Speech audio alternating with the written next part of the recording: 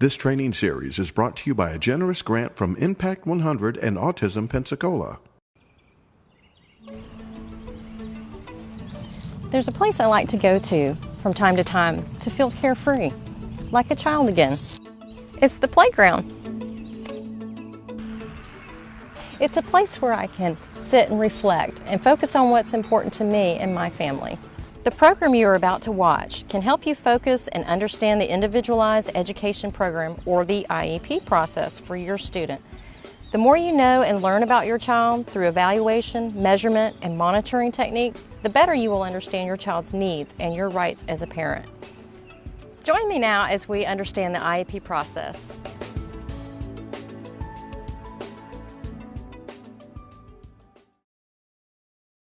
Good evening. My name is Amy Lorton, and I work with Autism Pensacola, and I wear many hats at Autism Pensacola.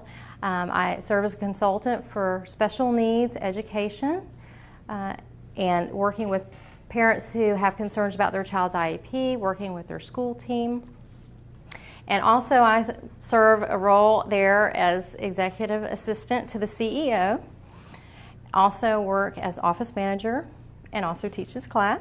So I have several different roles there at Autism Pensacola. And I'm very happy to present to you this information. Tonight we're going to talk all about IEPs, the process of getting one started, the process of monitoring one, and the process of going all through it again with reevaluation. So tonight we're going to take a look at the overview really quickly. And there's 10 steps to this IEP process, and I've listed them out here on the slide, and you can follow along in your pamphlet. The 10 steps are that the student is identified as needing services and or related services in the school system beyond what is provided already in the general ed curriculum or in the setting. Parent signs consent and the student is evaluated. That's the second step.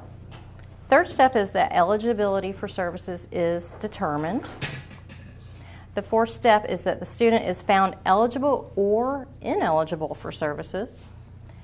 Then step 5 is the IEP meeting is scheduled, and if you're here, most of you have already experienced that. And then the sixth step is that the IEP is actually written by the team. Step 7 is services are provided to the student. Step 8 is progress is measured over time. 9, IEP is reviewed, and 10, student is reevaluated, and it starts all over again. For those of you who are very visual and you're thinking like I am, I've provided a couple of flow charts for you to look at and diagrams. This is the process. It starts with the evaluation, the meeting, the design, the implementation, all the way back again to a new evaluation. For those of you who are linear thinkers, we've got the flow chart here with your arrows, and that's just for your information to look at later. Let's talk about the basics of IDEA. What is IDEA? You've probably heard this term thrown out there at your meetings, but we want to get down to the basics. What in layman's terms is IDEA? It is the Individuals with Disabilities in Education Act of 1975.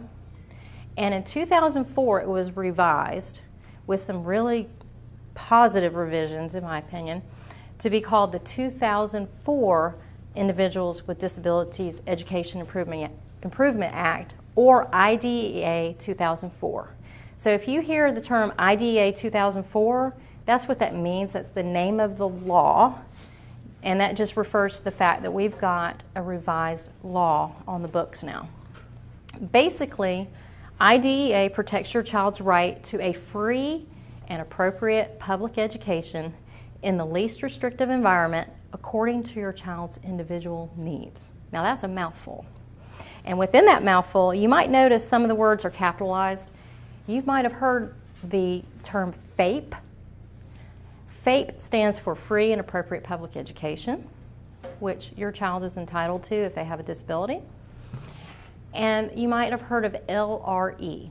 That's where this is, the least restrictive environment. That means the law protects your child's right to be in an environment as much as possible with typical students in the school day according to their individual needs. So that's IDEA in a nutshell. Let's talk about the first step of developing an IEP. The first step is that the student is identified as needing services. Now, this begins with a referral for services, typically to a study team at the school level. Now, that could mean a teacher has noticed some things in the classroom and has made a referral to the counselor or to the ESC teacher. It could be a parent coming to the school saying, I would really like for you to take a look at some of our concerns, some of my child's needs. It could be the PE teacher, it could be the school counselor, it could be a staff member in the school system. Basically, it can be submitted by anyone who recognizes the student has a disability or a need for additional supports and services outside of what is provided in the general ed curriculum.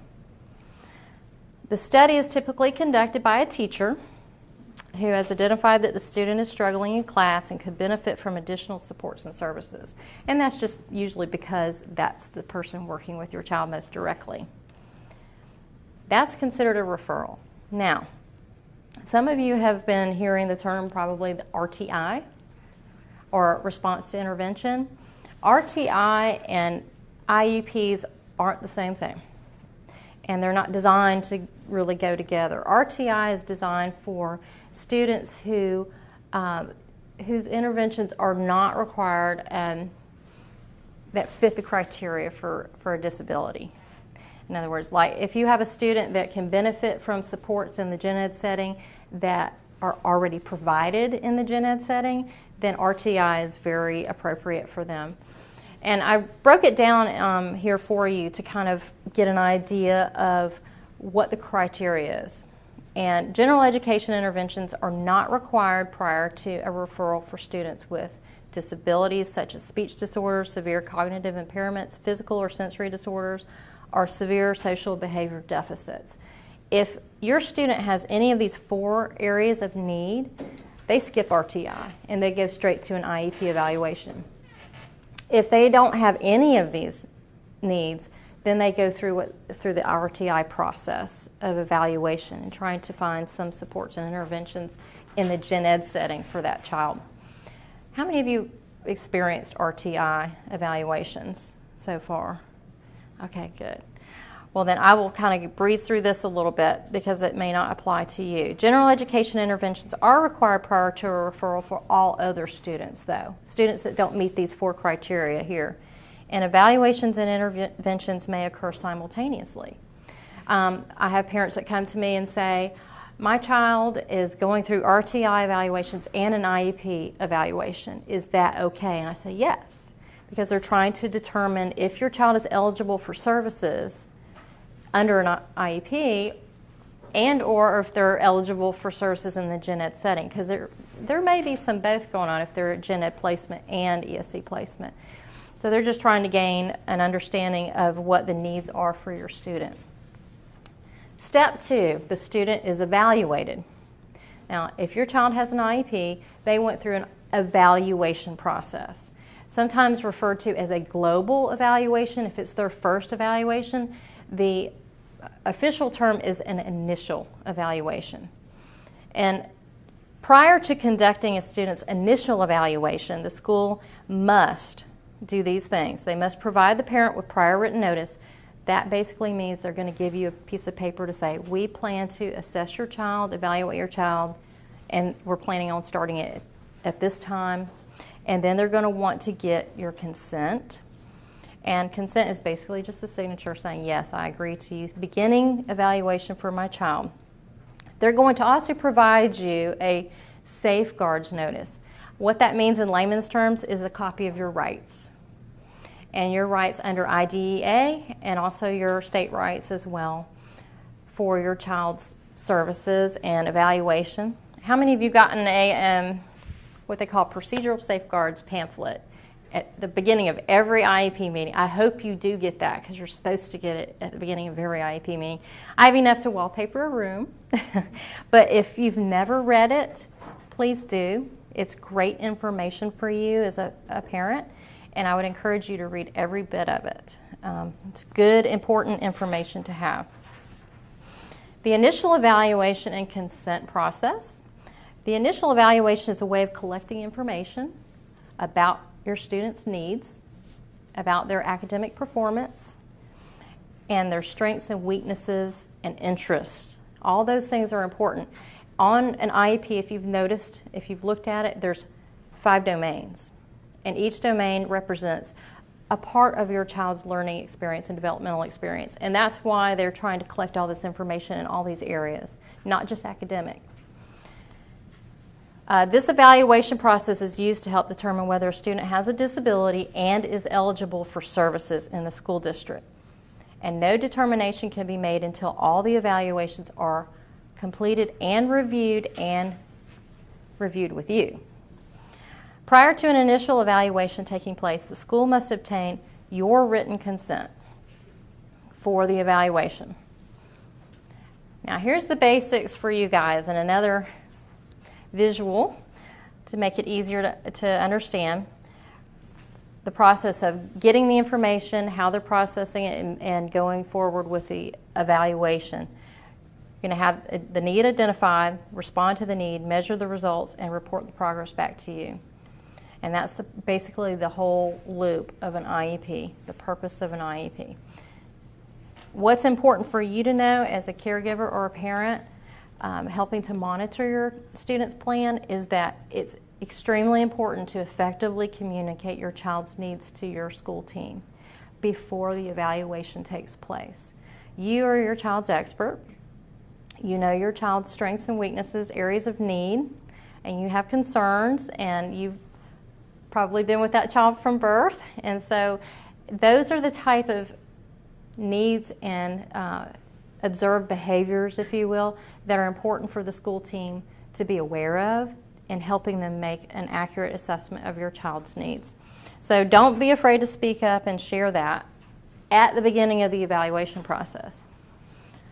Initial evaluations in IDEA 2004. Here's what the law has to say about the timeline on the evaluations. They have a specific time frame listed in Section 300 of the law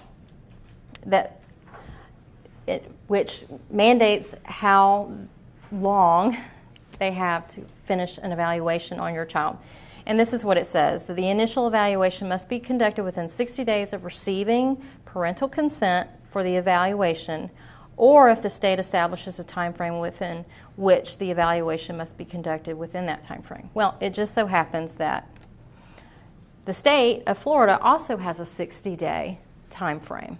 So it mirrors the federal time frame. So as soon as you put ink to paper on your consent form, they have 60 days to complete that child's evaluations completely. And then you will have your scheduled meeting and discuss the results. So when parents ask me this question a lot, they say, well, how long before my evaluation is completed? They have 60 days. But from the time that you sign consent, not from when they start the evaluation. This includes the pre-referral activities, the receipt of referral for evaluation, the receipt of parent consent for evaluation. All that's included in there. Frequently asked questions on evaluations. I get this all the time, so I thought I'd share some of these with you. First question is, can the school refuse to evaluate a student? The short answer is yes. And the long answer is this. In keeping with the provisions in IDEA, a school district may refuse to evaluate a child. However, they must provide you with a written notice of why, explaining why the school refuses to conduct the initial evaluation and the information that was used to make that decision. In other words, they're going to give you their rationale for why they did not. A parent can challenge this refusal by requesting a due process hearing, though. Usually the rationale of the school is going to be very thorough. It's going to have some of their own informal testing maybe in there. But yes, you have the right to appeal, if you will, their refusal. The other question I get a lot is, what does an evaluation tell me as a parent? Well, the goal of an evaluation is to identify the student's present areas of strengths and weaknesses. Evaluations should attempt to address the following things. What learning needs does the student have? Does the student have a disability? What does the student do well? And what does the student know or not know? How does the student learn best? And what behavioral needs does the student have? All those areas are what's going to be looked at in the evaluation process. All right, let's talk a moment about the educational diagnosis versus the medical diagnosis on your child's IEP. I get this question a lot. On the front page of your IEP, it usually has listed on there area of need, and it's listed either as language impaired or autism or OHI or developmental disorder, or whatever's on your child's IEP. That is what's considered a program name or a educational diagnosis, as some people call it. The difference between an educational diagnosis and a medical diagnosis is in how they treat your child's diagnosis, medically or educationally. The two aren't the same. And this is where a lot of parents ask me questions. They say, well, my child has autism, but it's not on their IEP.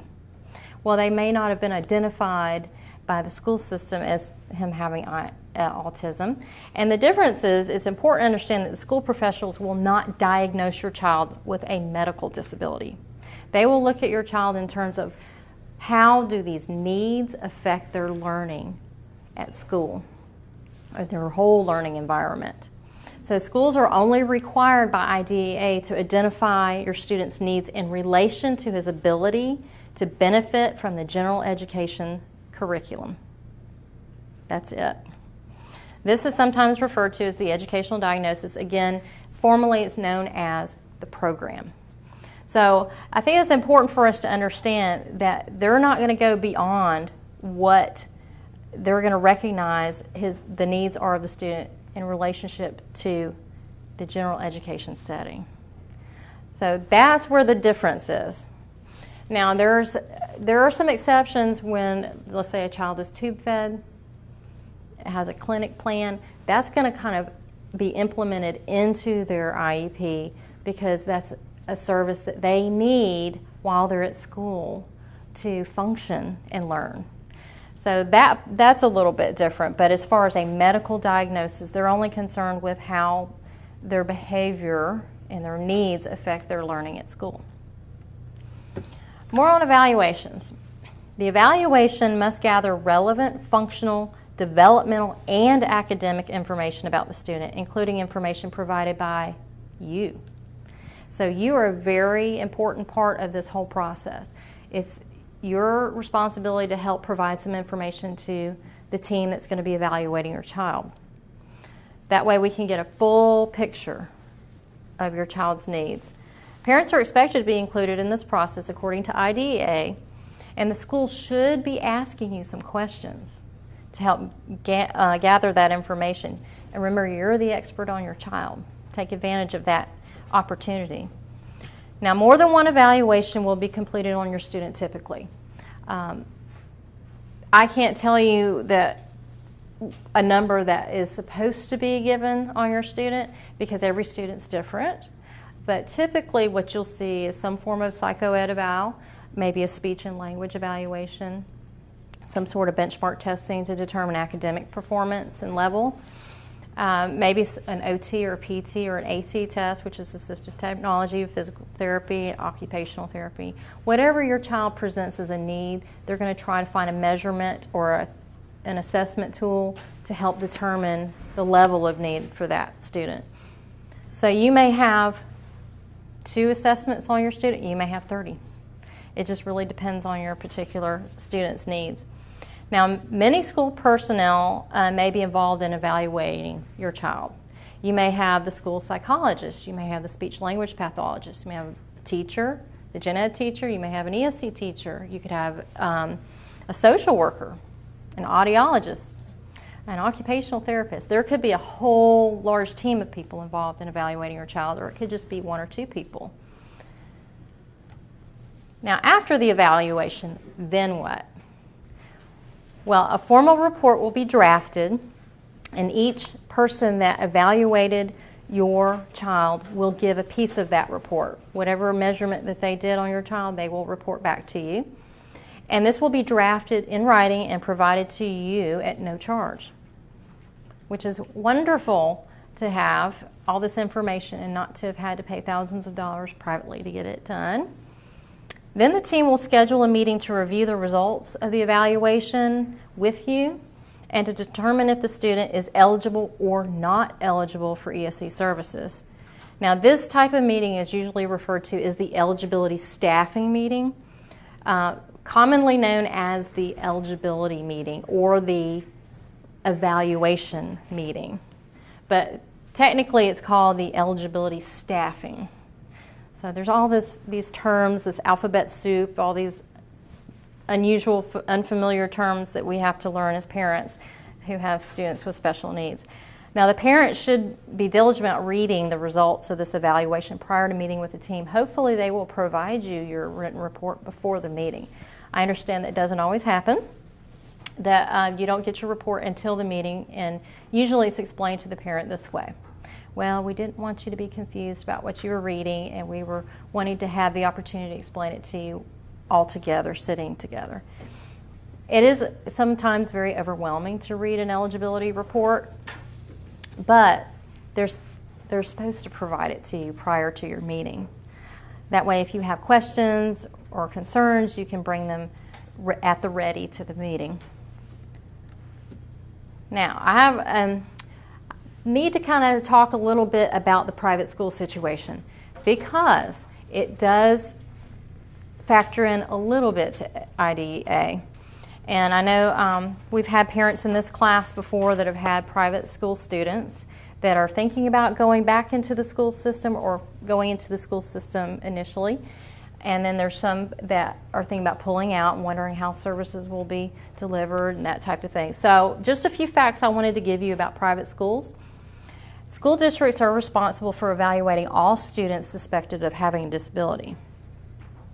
And most child find activities are conducted through the Florida Diagnostic Learning and Resource Center. Most of you are familiar with this agency, called FIDLERS for short. And then homeschooled students can be evaluated in the same way, even though the state of Florida does not consider homeschooling to be private schooling. That's an interesting fact a lot of people don't know. If a parent of an identified student who attends a nonprofit private school wishes for him to be considered for services from the school district, that school must notify the district in which the private school is located of the student's needs to offer the opportunity to be evaluated.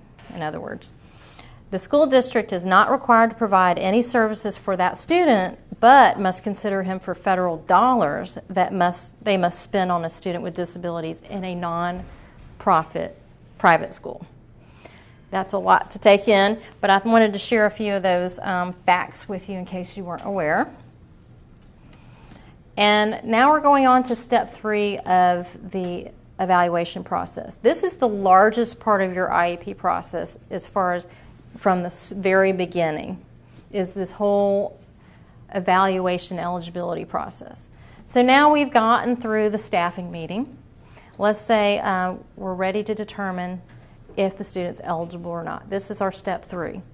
Under IDEA, the responsibility of determining eligibility is tasked to a group of qualified professionals and the parent. That's important to know because all those people that signed their name to that long staffing meeting notice and gave you all those reports, they're going to now be partnering with you, and you are now a team. You've heard of the IEP team. Now you have an IEP team. If it's been determined that your student qualifies for services, and now you're a part of giving your input to that team. The district will determine what constitutes a qualified professional, though. And I get this question a lot because they're like, well, you know, I don't know if that person's really qualified to evaluate my child or give me an assessment on my child. Well, it's up to the district to determine who that is and what are the qualifiers for that person or the qualifications if they're considered acceptable or not. Now, this group of qualified professionals may or may not be made up of the same individuals who were involved in evaluating the student. And if you've been to IEP meetings where you have a gen ed teacher, for instance, come and attend your meeting, it may not be the gen ed teacher that was at the last meeting. That's okay. That's within the range of the law. Same here. As long as they have a representative of that area of service at your meeting who can explain the results to you, then that's perfectly well within the law to do that.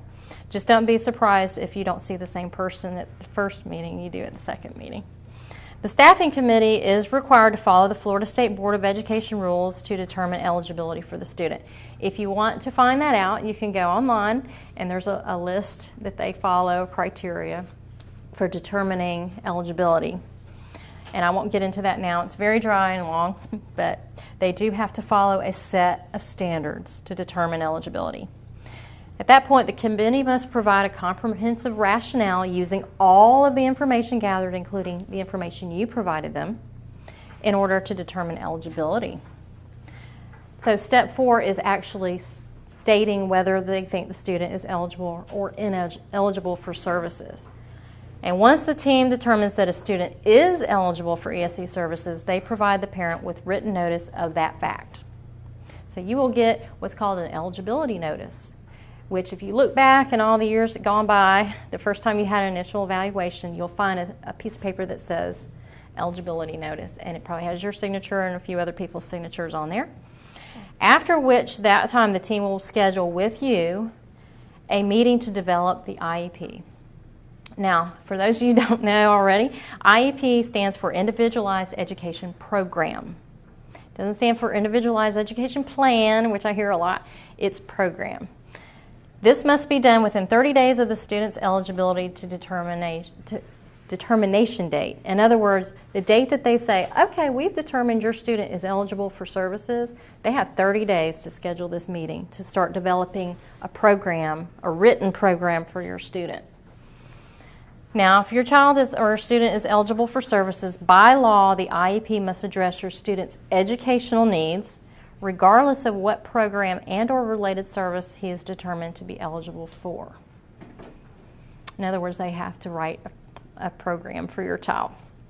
If the team determined that your student is not eligible for services, however, the district is obligated to utilize general education remediation strategies and procedures that would be provided to any student. And again, they might go through the RTI process. They might put them in Read 180 or Title I or whatever program they've got going on that would be available to a typical or gen ed student. They would start looking at interventions and strategies to implement for your student in the gen ed setting. But they would have to give you a written rationale for why they wouldn't be eligible for special needs services. Step 5 is the IEP meeting. Now, following the eligibility report for a student determined eligible for ESE services, a meeting will be scheduled within that 30-day period, like we talked about, to develop the written part of your student's program, also known as the IEP. The school must schedule the meeting at a time that is convenient for you. And you can video conference with this meeting. You can phone conference this meeting. Most parents feel like they don't have a say in when this meeting is scheduled, and that's a source of frustration for many parents. But IDEA is very clear on that. It must be at a time that is convenient for the caregiver or the parent. And what I recommend to families is that when you go to your eligibility meeting, your staffing meeting, come with a list of dates and times that you are free to meet with them for your IEP meeting. That way you can make sure that it's going to be a time that suits you and you already got it on the calendar before you walk out of the room. The parent will receive then a written notice of meeting from the school for the IEP meeting, which lists the persons or the areas, subject areas, who will attend the meeting. The parent should sign this and return it to the school within 10 days. And that will be a list for you to know what all service areas, staffers who are going to be there. It will have to include an administrator, if your child's going to be receiving ESE services, an ESE representative, and then it will also include a gen ed teacher if your student's determined to need gen ed setting at any point in the day. And it may include other staff people such as a speech language pathologist, occupational therapist, whoever, audiologist, whoever else is going to be helping to develop your student's program. Now, if a parent wishes to audio and or video record the meeting, you have the right to do that, but you must provide prior written notice to the team that you will be doing that. The best way of doing that is to respond on the form that they give you, the meeting notice. Sign your name, date it, and then say, note, please note, I will plan to record this meeting. And I would say audio record, video record, be specific about it. And, for my note-taking purposes or something to that nature. That way you've provided prior written notice, and it's all on one sheet of paper. But you must do that, otherwise they can refuse you if they didn't get prior written notice. And another note about that, if you're going to be recording the meeting, they must record the meeting as well with their own equipment. So don't be offended by that if you see that happen. They must do it by law. So, and it's not an adversarial thing, it's just to be consistent and fair. And step 5 is all about the IEP meeting. I love this slide because at the top left you see a student sharing in their own IEP meeting, advocating for themselves, sharing a little bit about them. I don't know if you can see it on this slide, but it says, a little about myself, and the first little blurb there says, I'm 15 years old, and he's standing there presenting. That's great. Your student doesn't have to do that. You don't have to do that. But it's such a nice visual reminder that this is what we're here for in this meeting, is for the student. And if the student can, yeah, right. So if appropriate, the student may attend the IEP meeting. It's all about them anyway. It's team, insert the name. And they can participate in the development of the IEP too. If they have input that they want to share about how they learn most appropriately in the environment, they can share those facts. If they say, well, I really have a hard time with loud noises, maybe I do good with some headphones. These are the kind of things that a student can participate in their meeting, or just sit and listen. Just the fact that they're there speaks volumes. Now, I realize it's not necessarily appropriate either because of their age or their ability or whatever their needs are. It may not be appropriate in your mind for that student to attend, and that's perfectly fine. But it's strongly encouraged when they get to be about age 12, because that's the age of transition for a student. And if it's appropriate for them to attend, it's oftentimes a good idea. Now, I'll say a word about this because IEP meetings can be long and drawn out and very dry. And sometimes we're talking about things that we might not want our student to necessarily hear. So if you want your student to be a part of your meeting, but not necessarily all of your meeting, think about a time where maybe a staffer can leave the room, go get your student, bring them in for a period of time, let them go back to class. But just kind of be thinking about ways you can get your student involved. A lot of parents bring with them a piece of paper, not necessarily their student, with what's called a student agenda. And we'll talk more about that in the next 2 weeks, of things that their student would like to see happen in their own education plan or program. Now, a note about this. The school is obligated to develop the IEP for your student, whether you elect to participate or not in your student's plan or your student's team. IDA is very clear about this. If your student has been identified as having a need and needs to have an individualized education program, and you choose not to participate in developing one, they're obligated to develop one for your child, without you even. So I strongly encourage parents to be involved in that whole process. because you want to give your input. You're the expert on your child. Please participate in that process. Step 6, the IEP is drafted. And when we talk about the IEP, we're talking about the written program, what you get at the end of your meeting in print. So at the meeting, the team will consider the following in developing and drafting the IEP document. They'll consider the present levels of performance for your student, also known as the plop. And I mentioned before, there's a lot of alphabet soup we have to swim through and learn, all these acronyms and terms, and plop is one of them, the present levels of performance. That seeks to identify where the student is currently functioning.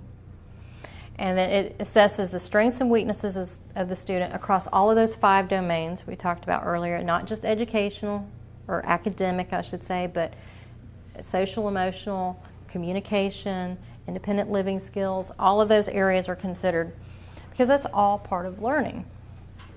It will also include the concerns of the parent. There will be a portion of the meeting where they'll say, hey, mom and dad or grandma or granddad, what would you like to see in your student's program? Do you have any concerns? Do you have any questions? They'll record that in the IEP, and that's a great time to speak up. It should also include the results of the evaluations from the initial evaluation or the reeval, any type of district or state assessments, FCAT, which is going away this year, but whatever they have going on statewide, and other measurements such as classroom examples or quizzes or tests or end of course exams. Those are coming for a lot of you who are in middle school, high school, or your students are. Then it should also include measurable goals, objectives, and benchmarks. And then it also should include how progress towards the goals will be measured, such as quarterly or every 9 weeks or midpoint in 9 weeks. However they're going to measure it, it should state that in the IEP. Then it should also state what supplemental aids and services are being offered to the student according to their needs. All right, we're still on step 6, which is drafting the IEP. Individual needs of the student, such as special transportation, extended school year and assistive technology, speech and communication, language supports for a student who has limited English proficiency, and positive behavior intervention plans or other positive behavioral supports, deaf or blind services, and many others are also considered and need to be included in the IEP if determined appropriate for that student. Now, at a certain age, your child will begin to have transition services listed in the IEP as well. And to kind of list out what transition services mean, because some of you have younger kids, that includes diploma options. Or is your student going for a standard diploma? It's going for alternate diploma. Students' desired post-school outcomes should be listed on the IEP. The transfer of rights from minor to adulthood. And also any kind of agency linkage that would be appropriate for your child. ADP, we've got vocational rehab, we got a lot of things we can put on there. Some sort of service that will be transitioning into from school at some point after the school is done with their obligation to your student. Then we talk about placement, and that should be on the IEP as well. Placement is determined based on needs considered and supported in the IEP. So at the very end of the IEP process or meeting, that's when you determine placement. Unfortunately, I see in a lot of meetings that I attend, placement's discussed first, and then all this other stuff's developed. That's the cart before the horse. You can't determine placement until you've discussed need. You can't discuss placement until you determine how you're going to meet those needs, how you're going to measure those needs, how you're going to support those needs. Then you determine placement.